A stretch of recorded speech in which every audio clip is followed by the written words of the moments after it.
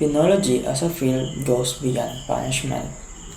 It's about rehabilitation, reintegration, and restoring offenders to productive members of society. Central to this mission is the correction pillar, which seeks to humanly treat offenders while preparing them to rejoin the community as law-abiding citizens.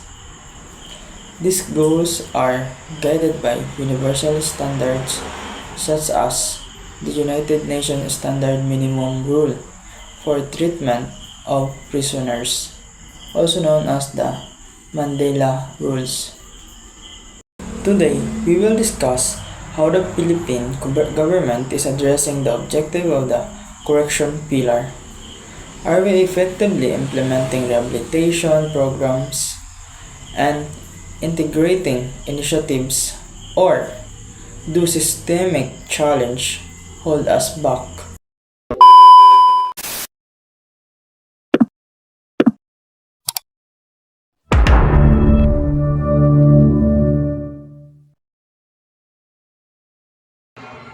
Penology plays a crucial role in offender rehabilitation by focusing on reform rather than more punishment. Why does this matter? Research consistently shows that effective rehabilitation reduces recidivism.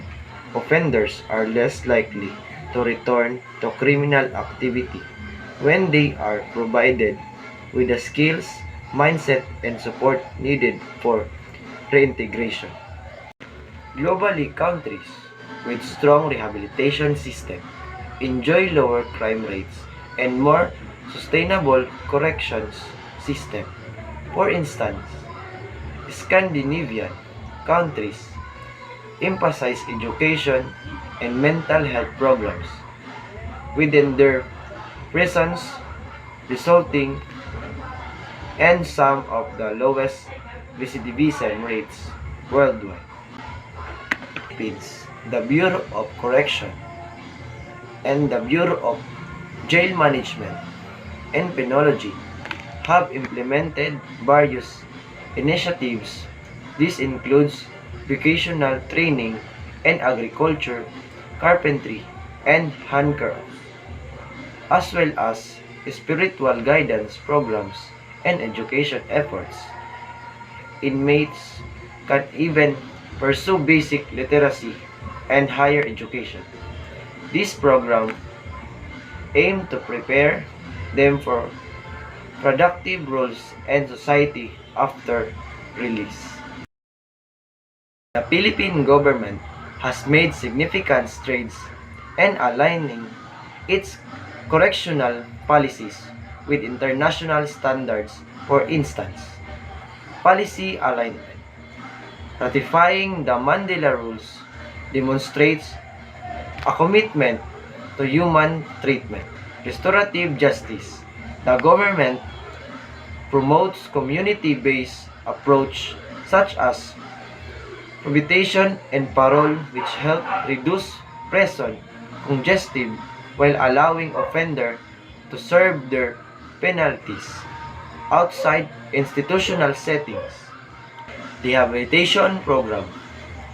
Partnership with NGO and the private sector supports livelihood training, psychological counseling, and other rehabilitation measures. Through these efforts, the government aims to shift focus from punitive approaches to reformative ones.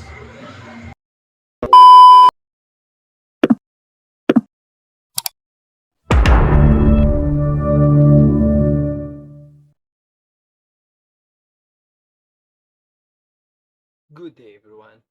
Today, we're talking about the challenges in the Philippine correctional system. Despite these positive efforts, significant challenges hinder the full realization of the correction pillar's objectives.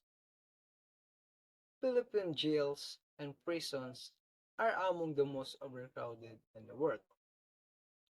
Some facilities operate at 100% capacity, leading to substandard living conditions, lack of privacy, and limited access to rehabilitation programs.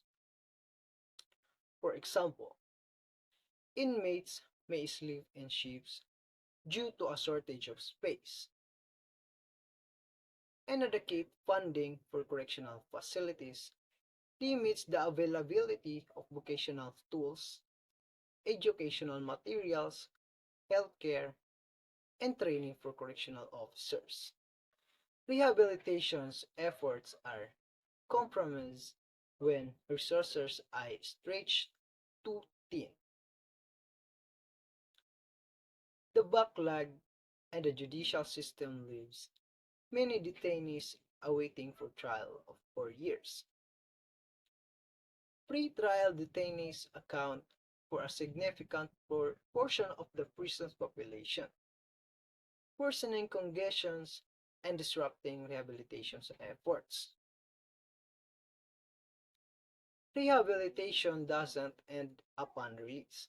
However, former inmates face societal stigma, unemployment, and lack of support systems, often leading them back to crime. Programs supporting reintegration remain underfunded and underdeveloped. Based on these factors, it's clear that while the Philippine government has made commendable efforts, systemic issues prevent the full achievement of universal standards. Overcrowding, resource limitations, and societal barrier continue to undermine rehabilitation.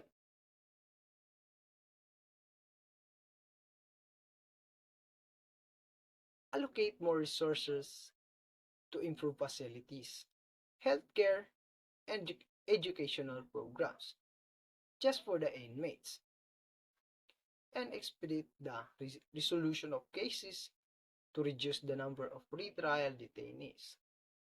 Expand probation, parole, and diversion programs to keep low-risk offenders out of congested facilities. Develop reintegration programs such as job placement service and counseling to help former inmates transition back into society. This is reduce the stigma against former offenders by educating the public on the importance of rehabilitation.